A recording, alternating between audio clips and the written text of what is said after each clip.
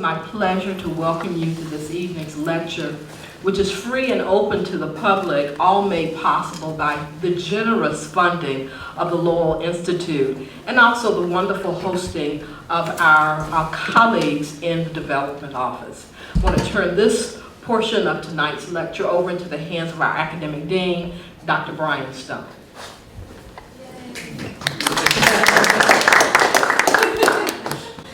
Yes, let me also add my welcome to you, and especially welcoming viewers on live stream. Ask you to follow us, and viewers can ask questions online, and Jacqueline Jones will be fielding the questions and asking them on behalf of our viewers from a distance. So we're eager to have everyone involved tonight. It's my pleasure to introduce the Reverend Dr. Carroll Hall. She's priest in charge of St. Benedict's Episcopal Church. She loves to preach, teach, and lead worship. One of her passions is helping people who feel excluded from Christian faith community because their beliefs don't fit the mold. To realize that Christianity is a lot bigger and broader than they thought, and that God's abundant love is available to everyone. Her background is in social work and nonprofit management. Carroll is English, but has lived in the U.S. for more than 20 years, most of them in Los Osos. She met her spouse at the Findhorn Foundation in Scotland, where she lived for several years in the 1980s. She's the author of the just published A Thorn in the Flesh, How Gay Sexuality is Changing the Episcopal Church. She's the president of Integrity USA, the National Episcopal Ministry for LGBT and their loved ones, which is now located in Boston, I've learned. And she serves also on the board of People's Faith for Justice, formerly known as Central Coast Clergy and Laity for Justice, and is one of the founders of the Coalition of Welcoming Congregations. Dr. Hall, we welcome you tonight.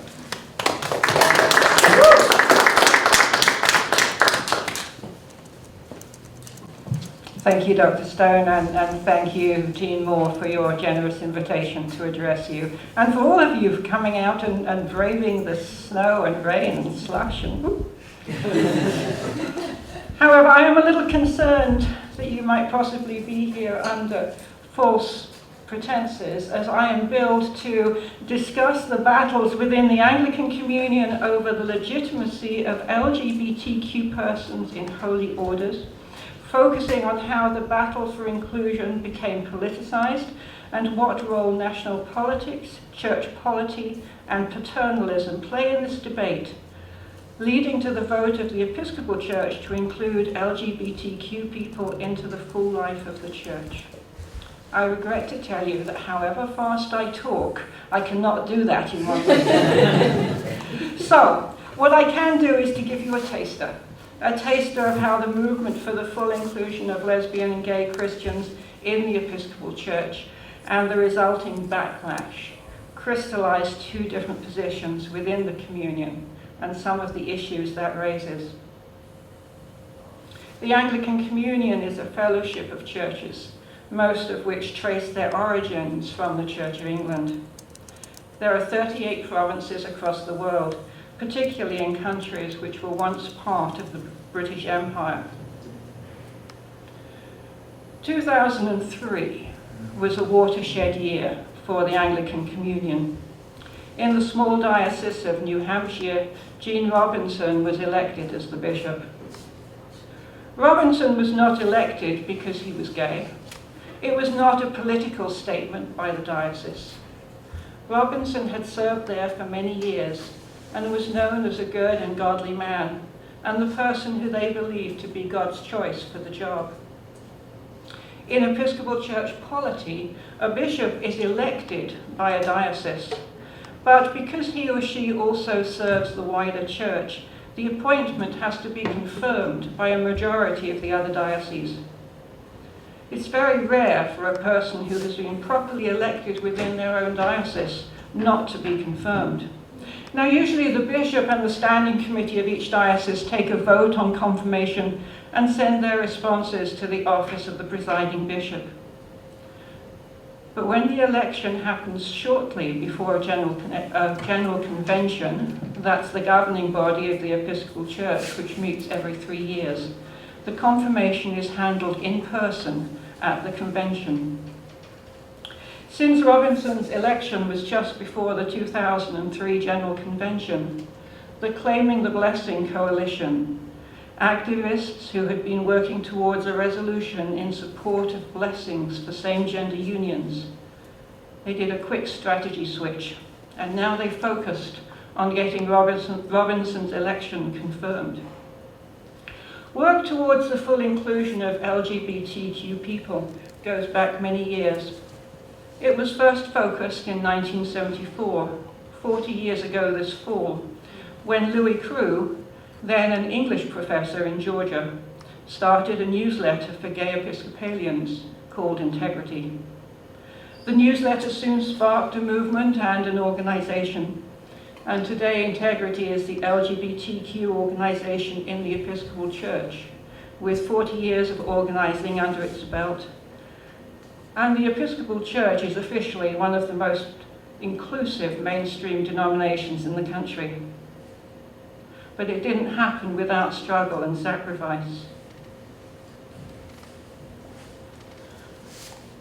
In 1976, Integrity members were able to get General Convention to pass two important resolutions.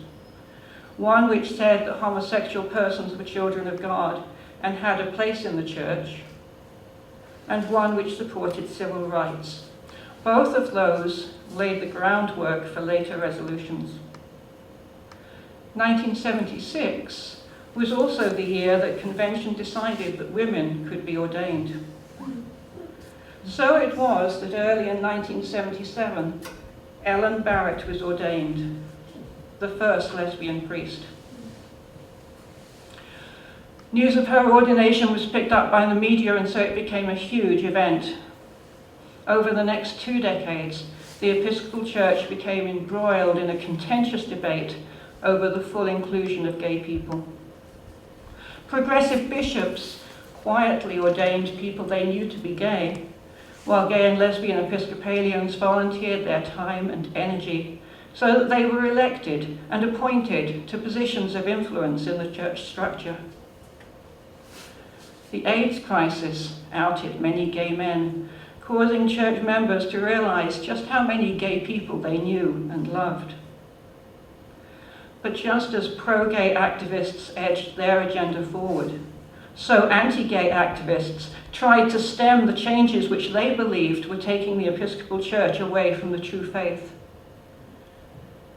Gay inclusion became the dividing line between progressives who believed passionately that social justice was true orthodoxy, and those who believed equally passionately that it was time to return to basics and emphasized biblical inspiration and moral living. By 1996, conservatives had gone as far as they could go. They had tried through legislation introduced to 3 successive General Conventions to at least slow the church's slide away from biblical truth, and had failed. Now they turn from the legislative process to the disciplinary process. Having successfully changed the rules to make it easier to bring a bishop to face heresy charges, they charged Bishop Walter Reiter with teaching false doctrine and violating his ordination vows. The bishops who presented the charges, based on Reiter having ordained a gay man, made no secret of their intention to continue and to bring another 10 bishops to trial.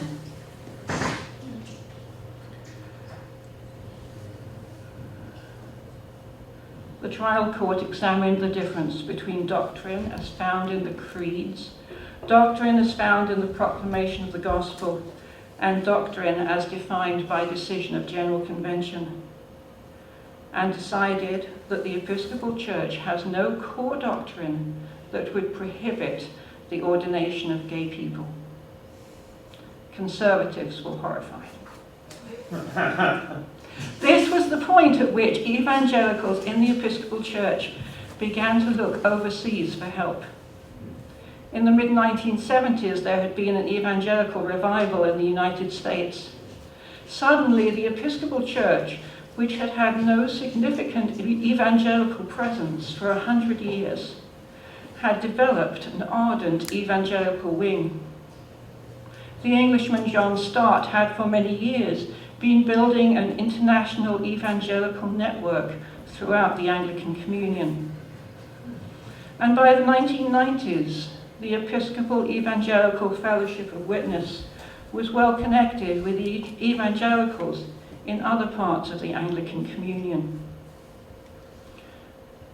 They used these contacts skillfully to enroll bishops, especially in Africa and Asia, in their battle to restore the true faith. Power comes from organized people and organized money, and American evangelicals had both. Largely as a result of the steps the Conservatives took to make the American conflict relevant to bishops from the Global South, in 1998, the bishops of the Anglican Communion gathering in England for the Lambeth Conference, which happened every 10 years, decided after an acrimonious debate that homosexual practice is incompatible with Scripture.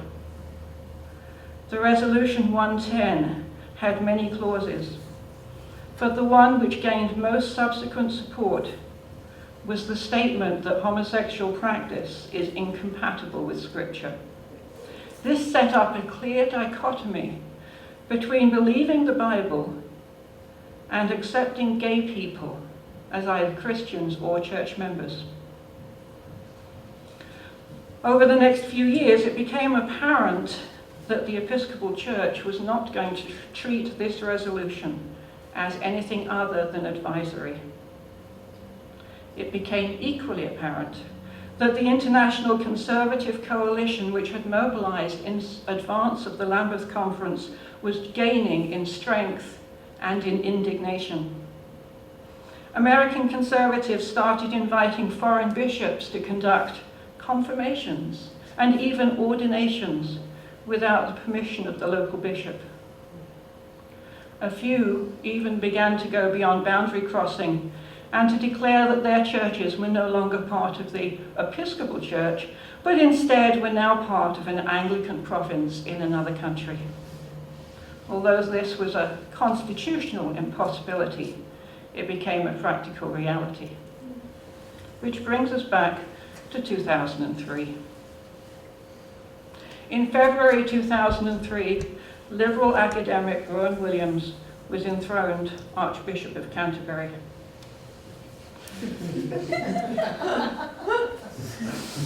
As the chief bishop or primate of the Church of England and hence of the Anglican Communion, he inherited a fellowship in turmoil. The role of the Archbishop of Canterbury is described as the instrument of union. In order to maintain unity, Williams understood that he had to keep the Conservatives, and especially the Africans, in the conversation and in the communion. The way he saw to do this was to lend his weight to Lambeth Resolution 110. So he promptly declared it the standard of teaching of the communion, an odd phrase since the Anglican Communion had never previously had any teaching beyond the creeds of the Church. William's ability to maintain unity was soon tested.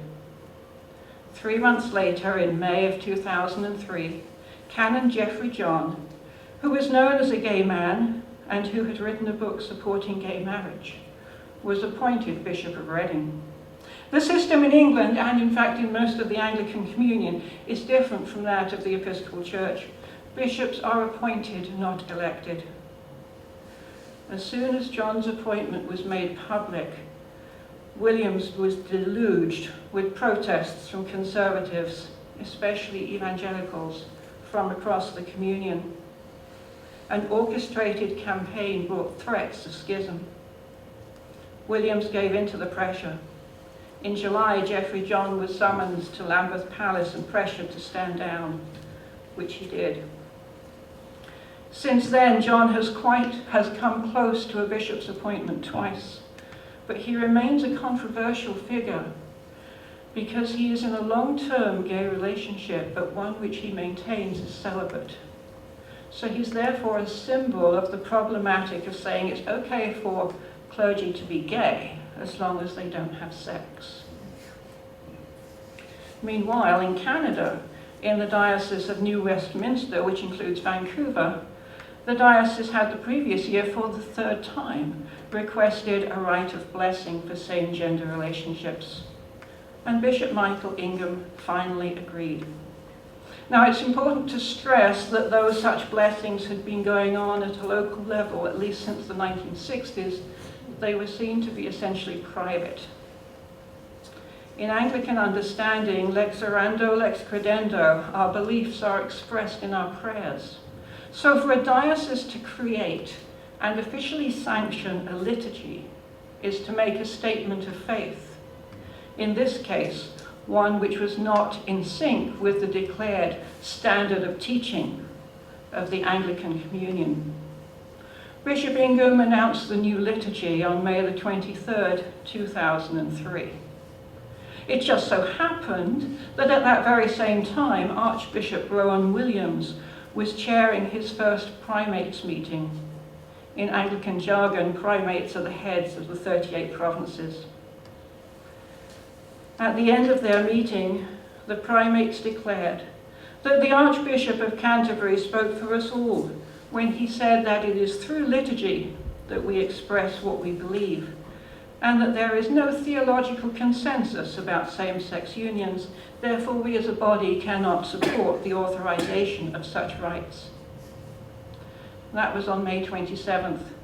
Just 2 days later, on May 29th in Vancouver, two men, Michael Calmuck and Kelly Montfort, after 21 years living together, publicly shared their love in the first official diocesan-sanctioned blessing of a same-gender union. And only 10 days later, Jean Robinson was elected bishop. Later that summer, the General Convention confirmed the election of Jean Robinson as a bishop, despite all the warnings that this would cause a split. The Archbishop of Canterbury said, "It will inevitably have a significant impact on the Anglican Communion throughout the world, and it is too early to say what the result of that will be." He added, "It is my hope that the Church in America and the rest of the Anglican Communion will have the opportunity to consider this development before significant and irrevocable decisions are made in response." But he went on to call an emergency primates meeting, thus making it clear that he at least considered Robinson's confirmation an international emergency. Arguably, the emergency came less from the decision of the Episcopal Church and more from the reaction of conservatives, particularly in Africa. Led by Archbishop Akinola of Nigeria, they declared that this time the Episcopal Church had gone too far, agreeing to consecrate a notorious and unrepentant sinner as a bishop, made it clear that the Episcopal Church was following a different faith, and it was up to the rest of the Anglican Communion to confront the Church and make it repent. If it would not see the light, it was no longer Anglican or even Christian and must be expelled. Jean Robinson's confirmation made it clear that the loose agreement between member churches of the Anglican Communion was not sufficient to contain such significant conflict. The Anglican Communion, as I've said, has 38 provinces or member churches. Most of these are national, some of them are international churches.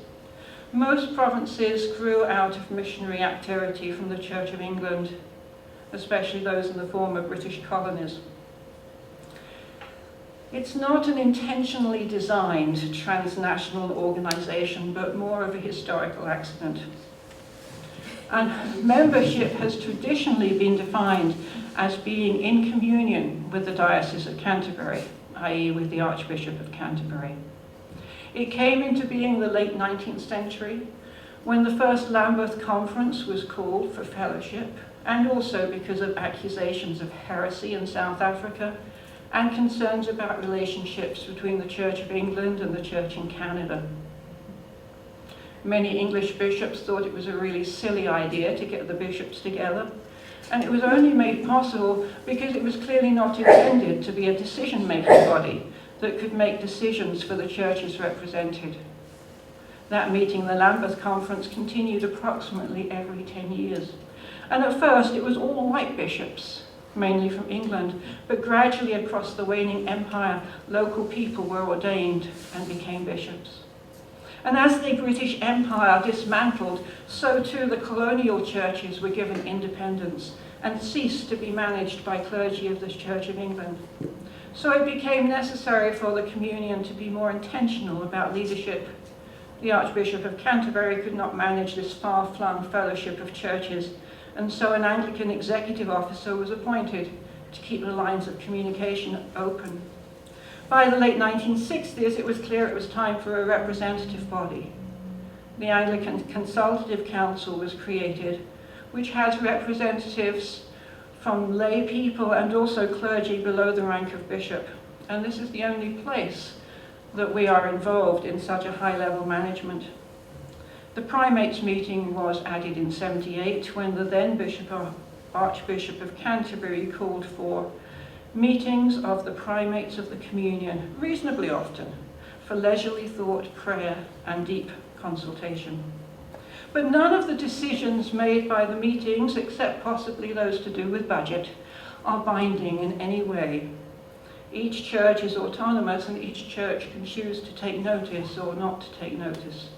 So the Anglican Communion is truly an imaginary community, one kept alive by missionaries, bishops, personal connections, by images and stories of people in far-off places. For nearly 100 years there was little conflict, and the comforting sense that all Anglicans were basically agreed and basically doing the same thing all over the world. That was until the ordination of women.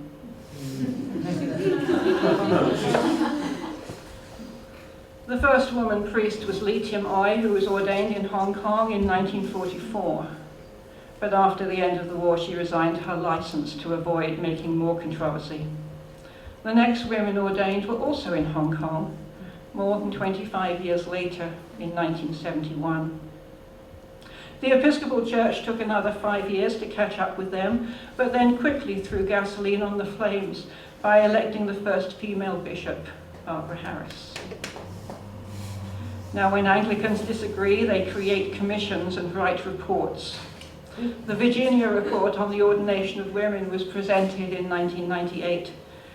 It raised questions about how churches can be interdependent and accountable while still allowing for local decisions to be made locally. The report's recommendations were overshadowed by the growing fight over human sexuality, but it's clear that the problems that arose in 2003 over Robinson's election and about how the communion makes decisions were not new, rather a wider stretching of the existing rupture caused by equality for women. But by 2003, a larger question had been added. What does it mean to be Anglican, and who decides?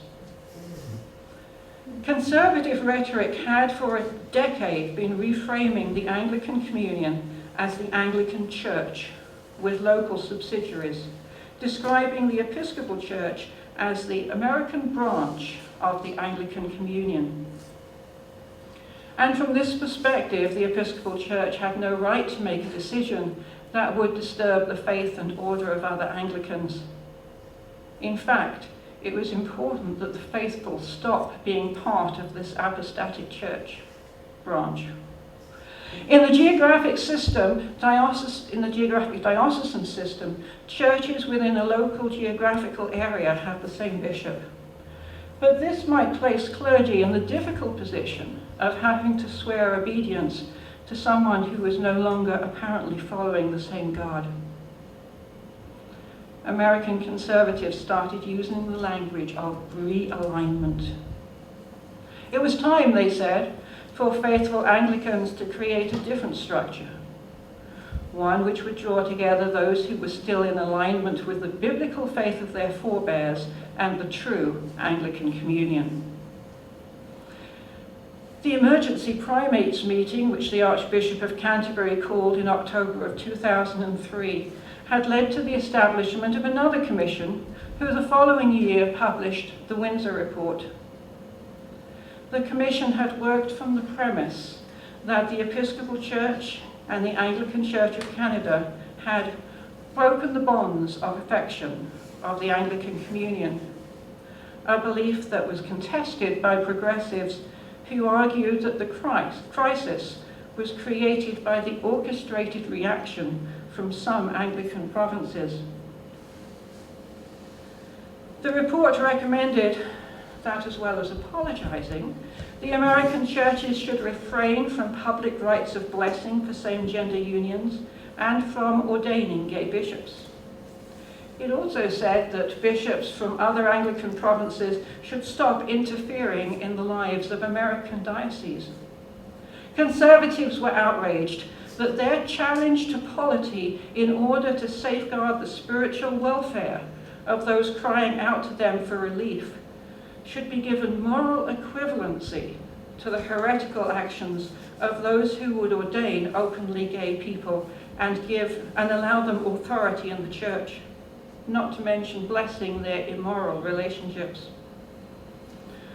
Such conservatives were much happier with the recommendation to create an Anglican covenant which would establish a boundary around the communion and make it clear who was out and who was in, and how churches could be voted out. They were also happy with the idea of strengthening the power of the Primates Meeting, whereas progressives declared that it would be like having a group pope. The 2006 General Convention would craft the Episcopal Church's official response to these recommendations, but in the event, most of its carefully bargained and worded resolutions took second place to the election of Bishop Katharine Jefferts Cory as presiding bishop. This was a great blow to conservatives. Bishop Katharine was a known liberal and someone who had allowed blessings to take place within her diocese. For some, the fact that she was a woman was a huge stumbling block, but for all in the Conservative coalition, her liberal theology was the last straw.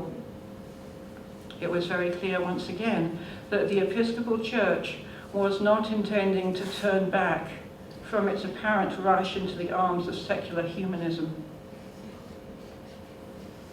Within 2 years, the Conservative coalition had decided to create their own alternative church in North America and an alternative international Anglican fellowship. As far as we can tell today, just 6 years later, the threatened schism had finally begun.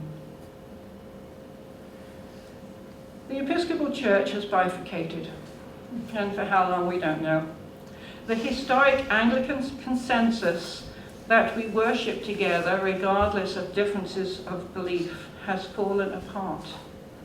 And the two groups seem to have the characteristics of liberals and conservatives, identified by sociologist James Davison Hunter in his 1992 book, The Culture Wars.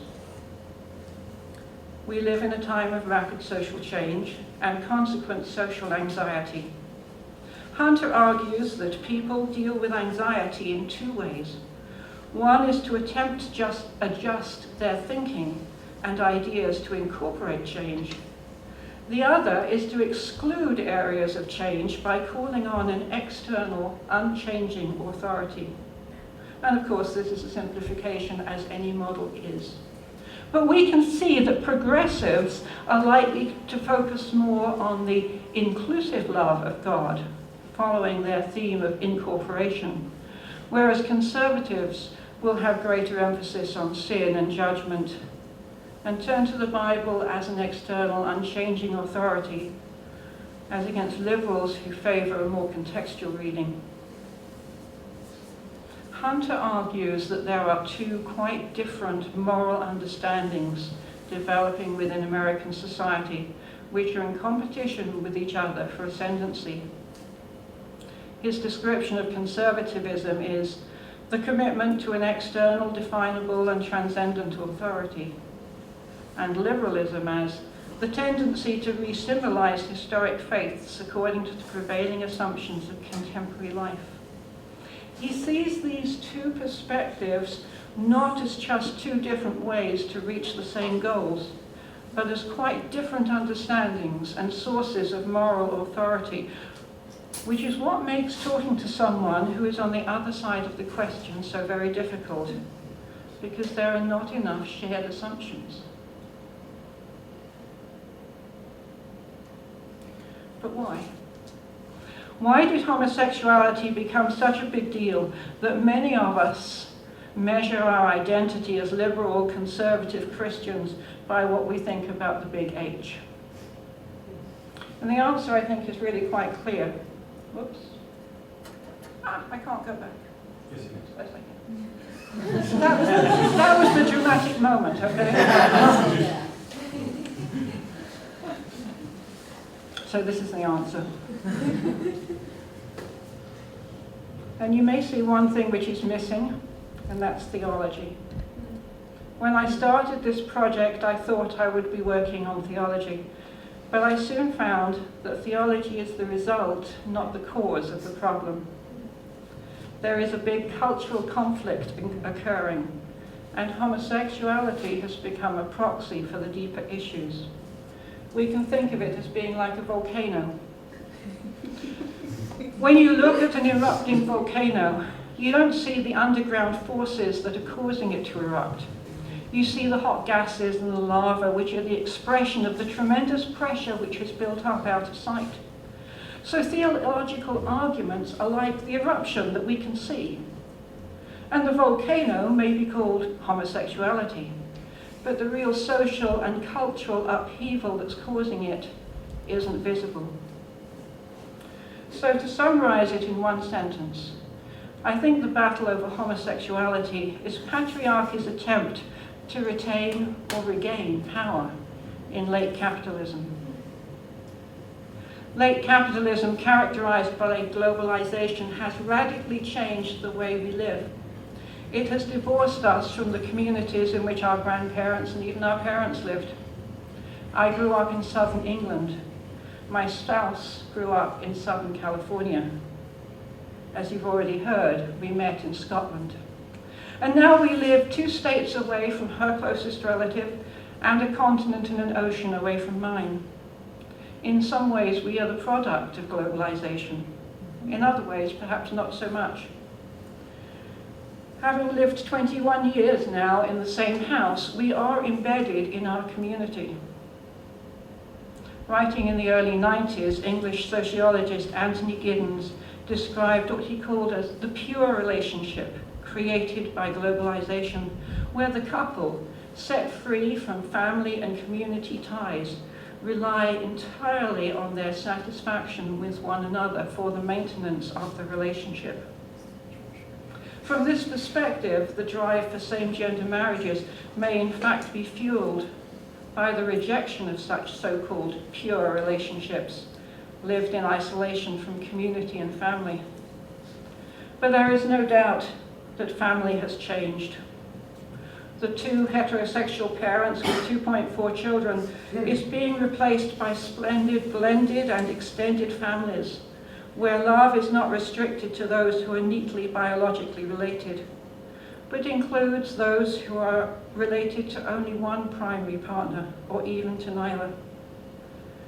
But this new freedom to make family what it needs to be threatens the traditional patriarchal model, as does every gay or lesbian relationship, as does every trans person.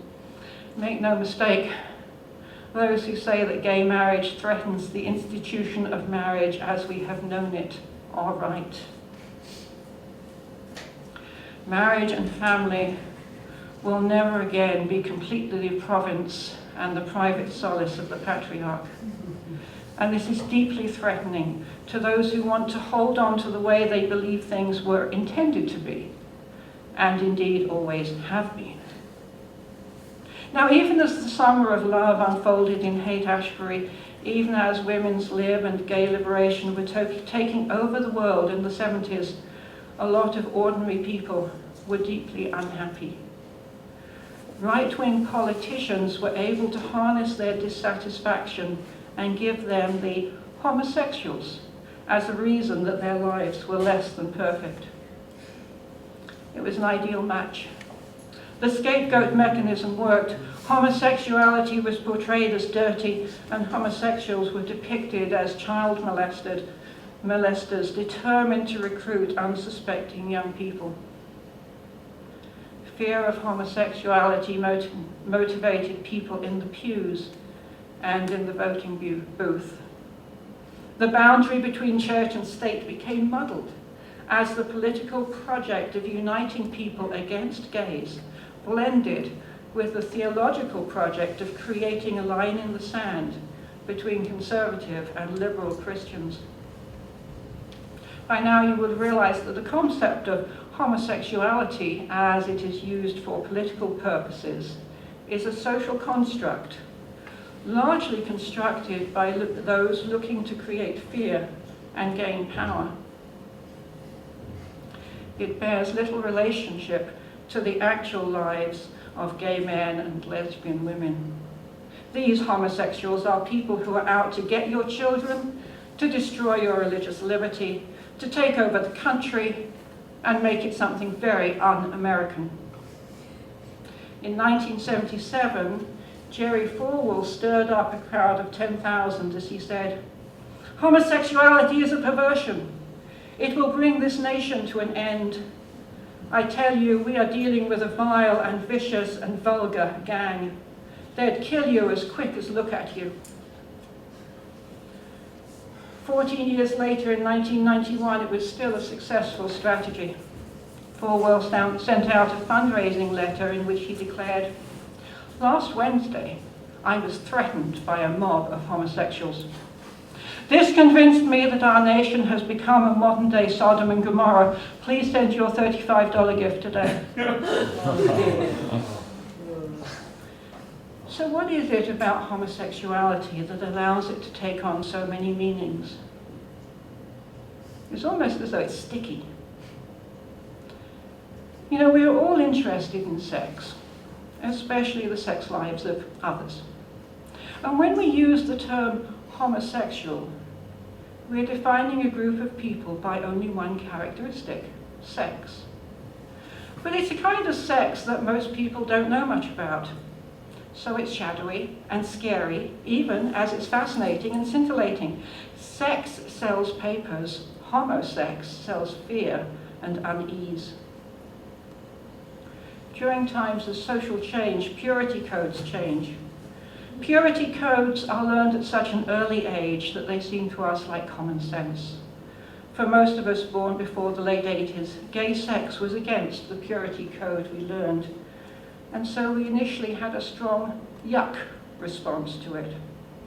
That energy of distaste leads us to make stronger moral decisions and to be more virulently opposed to what we vaguely think homosexuals are doing, and to be susceptible to political and religious leaders who teach us that homosexuality is not only wrong, but is spreading and threatening the very roots of our society.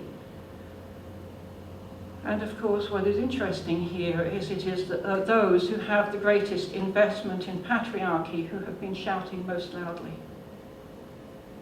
Before I finish, I want to return to the experience of the Anglican Communion and raise two significant issues which have implications, I think, way outside this one transnational organization. Those are colonialism and liberalism. English and American missionaries took Christianity to other countries as part of the colonial project, and also acting from a zeal for God and for sharing their faith. The Anglican Communion is Anglo-centric in history and structure. It's difficult for African and Asian bishops to feel that they are fully recognized when they're the recipients of aid. And though invited to sit on committees and attend meetings, the invitations and often agendas are controlled from London. American and European trade, media, and advertising are almost universal and threaten traditional ways of life. Cultural neo-imperialism is changing the way traditional societies live without them having a say in the matter. Mugabe, who has been president of Zimbabwe for 34 years, has verbalized this dynamic, saying, "We of Africa protest that in this day and age, we should continue to be treated as lesser human beings than other races." He also started to use the idea that homosexuality is a white man's disease, as a way to define the boundary between Africa and the neo-imperialist countries. It has become a symbol for all that is unwelcome from Western culture. But unfortunately, by using homosexuality as a line in the sand, as a boundary between what is African and what is not, it has opened up opportunities for Americans with an anti-gay project to gain power. And it's difficult to know how we can respond in an effective way to the plight of LGBTQ people in countries like Uganda and Nigeria, when their oppression is at least partly a reaction to the experience of an American cultural invasion. As a political philosophy, liberalism supports a pluralist society where people of differing opinions can meet, debate, and reach compromises. It is what Americans mean when they talk about freedom, a political system which respects different viewpoints. The Anglican Communion is liberal in this sense. It draws people from different backgrounds together. There's no dictator, but a sense of representation and participation. But some conservatives want to gain power in the system and then use it to impose their ideas because they are so sure that they are right. We may call them fundamentalists because they are inflexible and cannot compromise on their interpretation of an external authority. As one leader put it, in the case of homosexuality, the Bible is just too unanimous. It cannot be explained or otherwise interpreted. A liberal political system depends on mutual respect and has a very hard time with non-liberal participants. Many people will choose to withdraw into apathy rather than continue in a system which is no longer working. It is as though conservatives in the Anglican Communion have clamoured to be represented at the liberal table only to threaten to take an axe to it once they are there. In closing, I just want to clarify the title of my book. I did not choose that subtitle. I do not think that gay sexuality is changing the Episcopal Church. I think that the Episcopal Church is changing as society is changing. And I think that gay sexuality has been a proxy site for a much wider discussion and has in fact become almost an obsession. Had my publisher agreed, I would have called this book The Gay Fetish. Thank you.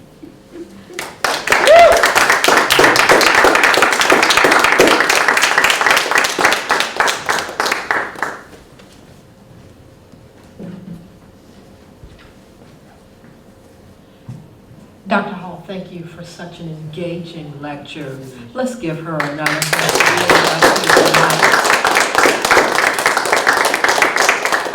Well, I'm sure you have questions from such a fascinating lecture. We want to receive your questions now and also receive questions from those of you who are joining us via live stream. Are there questions?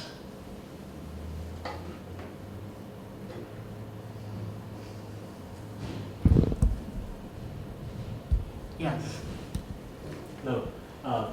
You spoke at length about what's happening in Africa. Can you speak a little bit about what's happening in South America, in Latin America?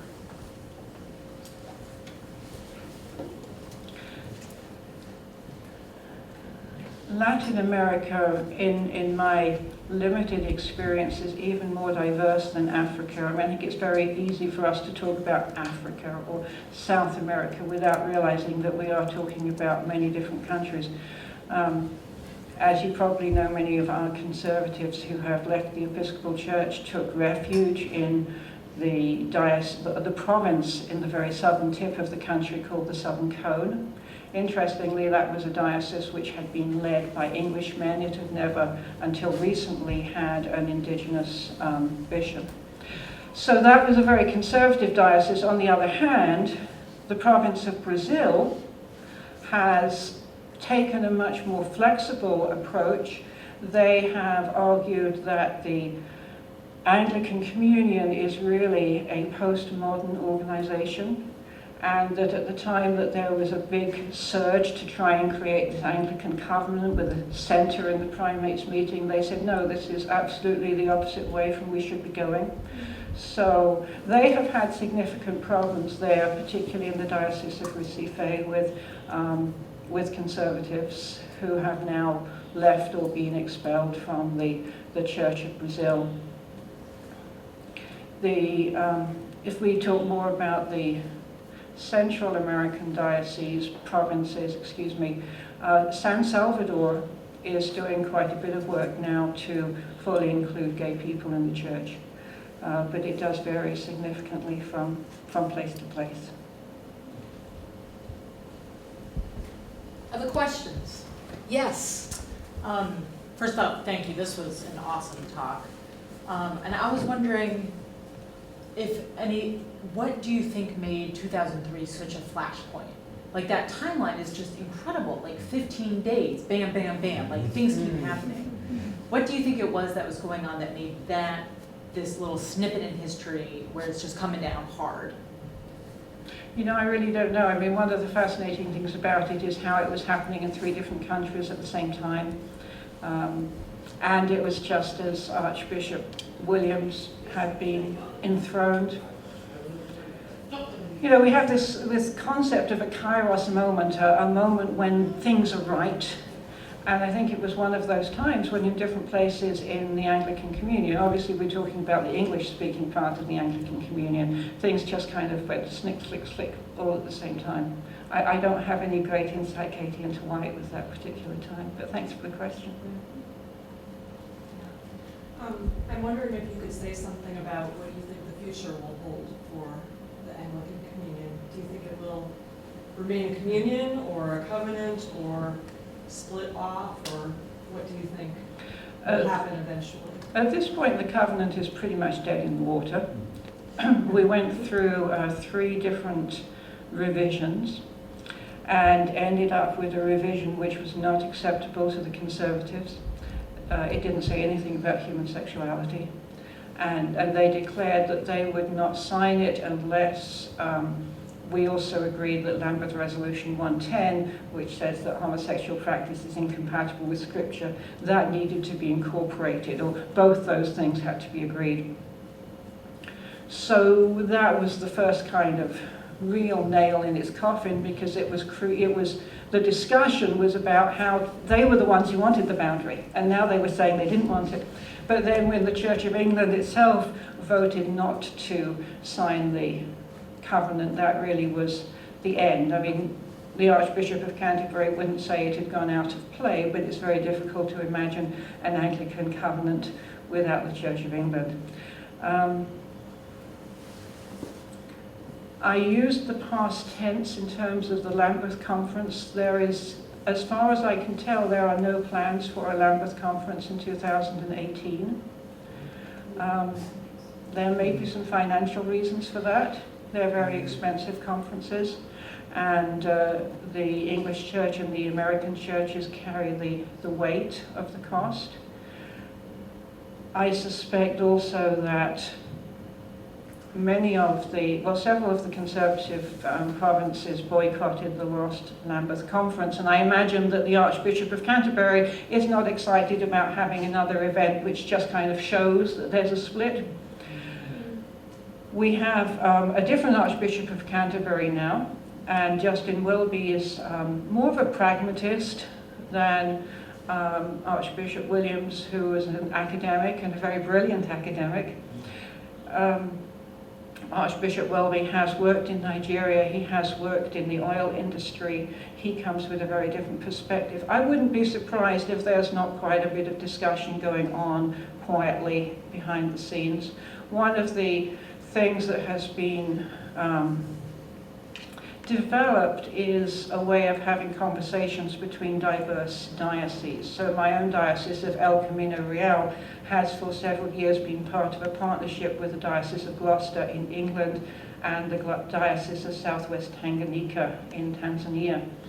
And for the Tanzanians, coming to the States and hearing and speaking and meeting gay people was their first experience of that.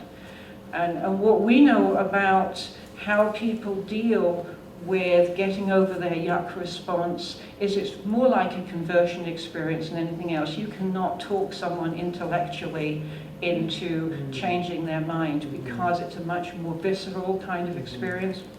So I think we can hope that in that experience of meeting gay people who actually look like normal people and not doing really strange things and worship God, that's going to make a change. So I think that there are a number of initiatives like that going on. And I think whether we continue in a state of schism is to some extent going to depend on the ability of those who left to develop a mission statement which they can really engage with, or a mission, not a mission statement, that is not just opposed to the Episcopal Church. Because the thing that was really motivating and driving them was their opposition. So they have been putting a lot of energy into church planting. And church planting, difficult as it is, and I certainly respect them for doing that, takes a certain energy, and to take a church plant and move into a maintenance phase of ongoing work is actually very difficult. So I think we're still really in the early stages of seeing how that movement lasts. They brought together people with groups with diverse backgrounds. It wasn't just those who left the Episcopal Church. They included the Reformed Episcopal Church who actually left 100 years ago. So they were included in that mix, and also some other groups who had left over the ordination of women, and some other people who hadn't even left the Episcopal Church. They just happened to be hanging out there, so they were kind of gathered into that fold. So there's a lot of diversity within that group, and I think just depending on how successful they are, we'll see. Katharine. This is kind of an odd question, but the word schism and whether we are in schism or not is kind of a question mark for me. Yes. When people ask me that, I actually tend to say either no or I don't know. Like, I mean, it's obviously we're in a state of conflict, but at what point does that shift into something that we might call schism? And how is it, I mean, you've answered in part, I suppose, how it's different now in that there may be, than from when women's ordination happened and then there were some people who left then and formed other groups. Is it that they're more amalgamating together now? And so that, like, at what point do you call something a schism or not when we're already not necessarily, the way our communion works is rather postmodern, or, you know, we're not unified in the same way. So yeah, I mean, I don't mean to say like, and I sort of find myself reflecting on it and thinking, well, why do I resist saying that we're in schism? I suppose maybe it's because I think that sort of suggests that we were one ball of a certain kind of unity that we're now like, it suggests like a 50-50 split, which I don't actually know that that's right, but I don't know. I guess, what's the threshold for saying that we're in schism, and what work does the phrase, we are in schism, kind of do, if you will? I don't know. Yeah, I have the same hesitancy that you do. I think there are schismatic actions. Maybe it's like being a homosexual or a practicing homosexual. You know, are you a schismatic or a practicing schismatic? But if you do something which is clearly against the polity of the Anglican Church, and that's supported, I think that's a schismatic action. So for example, when 2 bishops were consecrated in Singapore, 2 American bishops, and then sent back to America to be missionary bishops, completely outside of the polity of the Episcopal Church, which is the church, the Anglican Church in the United States. That's schismatic. And I think in the same way for Bishop Duncan, who was the Bishop of Pittsburgh, to be created as an archbishop for a new church, that is a schismatic action. So I think we can point to some things and say, yes, here's schism, but I'm really not sure that we are in a state of schism with, say, the Church of Uganda, for example, or Nigeria, or any of those countries. I mean, okay, so they didn't come to the Lambeth Conference, but, you know, people don't come to the Lambeth Conference for all sorts of reasons, and we don't say that we're not in communion with them anymore. So I don't know, I think that as Anglicans have tended to do over the centuries, you know, we'll just kind of sit and wait and see who comes to the meetings. So we have a question from our online audience. So this question comes from Gail, and she wants to know, what gives you hope for the inclusion of homosexuals in ordained ministry in England? Well, what gives me hope is I think that the inclusion of gay and lesbian people in all orders of the church comes very fast on the heels of the inclusion of women in all orders of the church. And I suspect that once the Church of England has finally sorted out how it will deal with women bishops, then they will start really considering carefully how to more openly include gay and lesbian clergy. There are many gay and lesbian clergy in England, but they live in a kind of don't ask, don't tell situation. Because bishops are appointed, not elected, you may be in a comfortable position with your bishop and with your parish, and things may be okay, and then a different bishop is elected and everything changes. So it's a very insecure place to be. I think that Archbishop Welby has a much greater openness to change than we have seen, and I'm hoping that he is more conservative theologically than Archbishop Williams, but the pragmatism that I talked about, I think, is more likely to say, yes, times are changing. He has said that. He said that times are changing. So I see some real signs of hope, but I think it's going to be a long haul.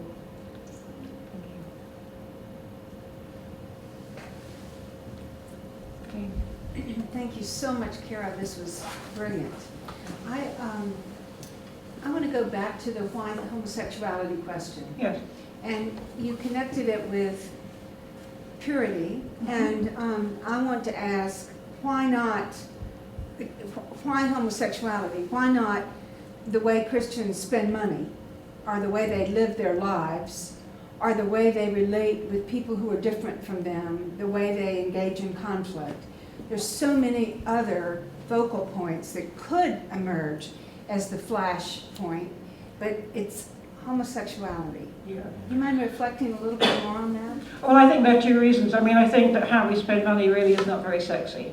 You know, and that's what I'm trying to talk about with the whole purity thing. You know, we do have this frisson around sex and eroticism, and that, you know, that's really great that we do. But what it means is that as a society, when something is sexually charged in some way, it does gain attention.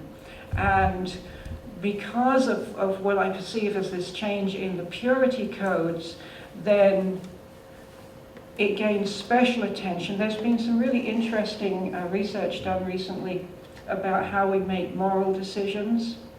And you know, we tend to learn moral decision making as this kind of intellectual process based on this theory or that theory.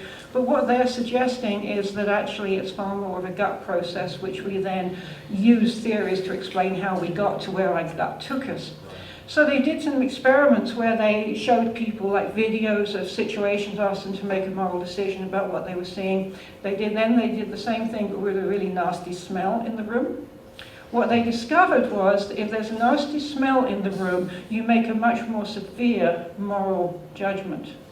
So if we think of people's distaste around an unfamiliar form of sexuality, because it crosses the purity code, so if we think of that sense of distaste as being like that nasty smell, then not only do we have the sort of prurient interest in sex, but we also have that much stronger moral decision being made, coming from a gut level, which we then need to justify theologically. I think the other reason that homosexuality is so charged in the church is because it's been so charged in the culture, because it was very useful politically. And in the 1970s, the New Right strategists looked at the evangelical revival that was happening and realized that here was a huge opportunity. In fact, one of them, Morton Blackwell, said that he saw evangelicals as the largest area of virgin timber on the political landscape. And so they went out of their way to work with Jerry Falwell to create the Moral Majority as a way of mobilizing that massive group of people who are identifying as evangelical into a right-wing agenda, and homosexuality was what they could use. So I see that there's this real interaction between what's been happening politically and what's been happening in the church, because all of us have heard the rhetoric, and so that influences it in our church life as well as in our political life. Does that go some way to answering your question? Thank you. What's your opinion on schism, or whatever word you want to use in general? Like, is it better to accept that some people simply aren't ever going to change their minds because there is sometimes such like a visceral gut reaction? Is it better to just like say like, okay, these people are never going to change, leave them over here, like let's just split up and go like include everyone so that at least like some people have full inclusion and justice? Or is it better to like keep being unified and really, really, really try to change the people who are so violently opposed, but maybe as you're trying to change, like not as many people are able to be included as fully? Does that question make sense? Yes, it does make sense. In terms of Anglican history, what we historically tried to do was to keep everybody at the table by saying we really don't care what you believe, but we'll keep worshipping and praying together. But even within that context, there were people who said this isn't good enough and left, and of course the Puritans are an example of that. So I think that you're weighing two things. You're weighing the question of unity over the question of inclusion, justice, and possibly there's also the question of truth, depending on which side you're on. So you have to decide which is most important. And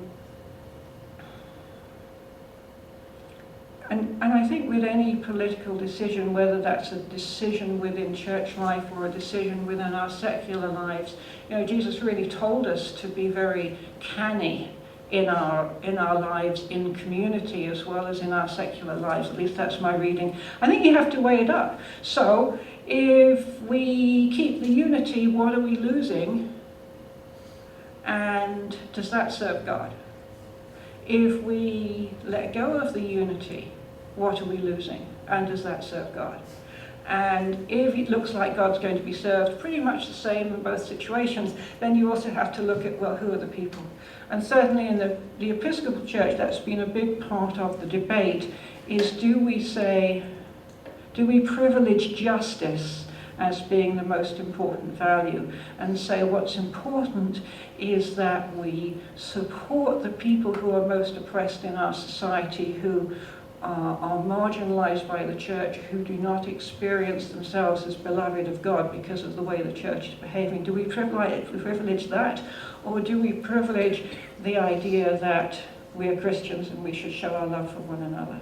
And I think it's a very, very difficult thing. So I wouldn't like to give you any advice on that one, but I do think you need to, I would recommend weighing how long would it take to make the change that you're looking to see happen, and how likely is that?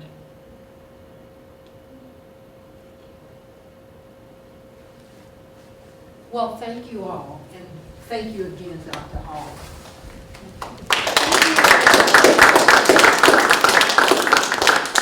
There's a reception, so please join us right next door as Jacqueline hurries over to be the gracious hostess that she has been. Again, thank you to our development office, to Dean Moore for her ongoing support of these lectures, and to you all for being here tonight.